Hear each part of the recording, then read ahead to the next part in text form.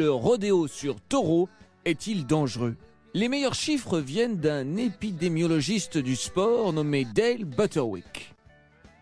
En 2006, quand il était à l'université de Calgary, Butterwick établit un registre des blessures de rodéo et passa 3 ans à le renseigner avec des données provenant des médecins de rodéo et des cavaliers eux-mêmes. Il s'aperçut qu'entre 1989 et 2009, 21 compétiteurs avaient trouvé la mort aux États-Unis et au Canada. 16 d'entre eux, dont un garçon de 12 ans, étaient des monteurs de taureaux.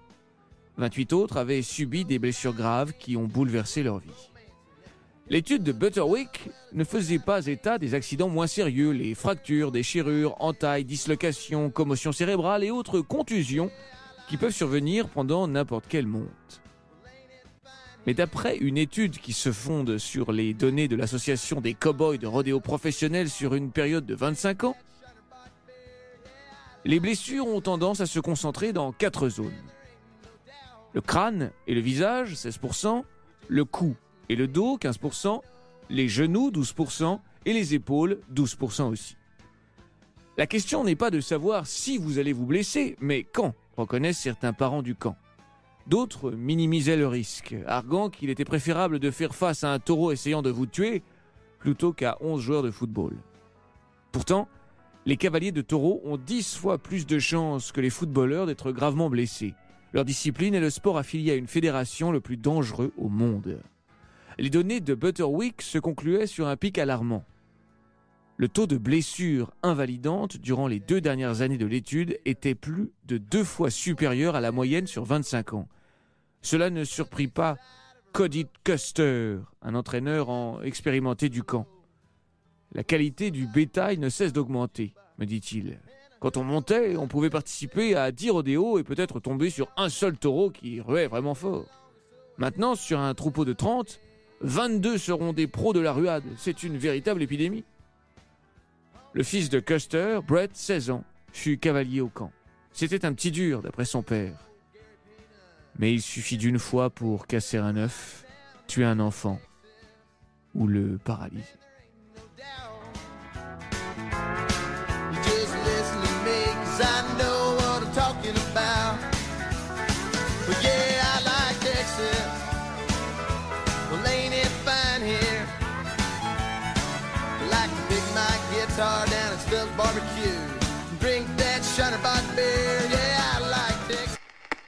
Nova Bookbox, l'hôtel du livre-échange.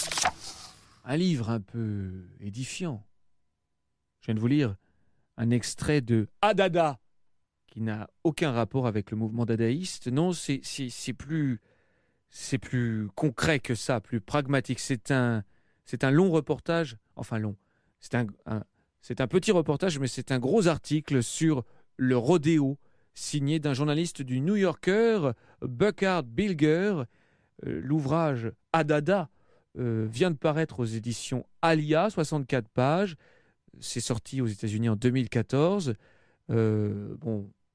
Burkhard Bilger, l'auteur, c'est quelqu'un qui a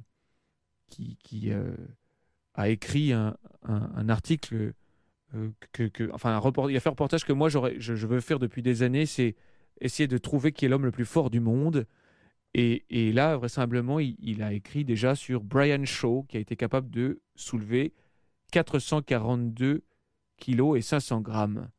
Voilà. Il écrit aussi sur le trafic de pierres précieuses à Madagascar, le sport, l'alimentation, les sciences, ou sur les cuisiniers à la demande de Las Vegas. Mais là, il s'est vraiment focalisé sur les enfants champions de rodéo, donc des enfants qui s'exercent, des enfants de 8 ans, quoi, qui s'exercent à la monte de taureaux dans un camp d'entraînement au nord du Texas.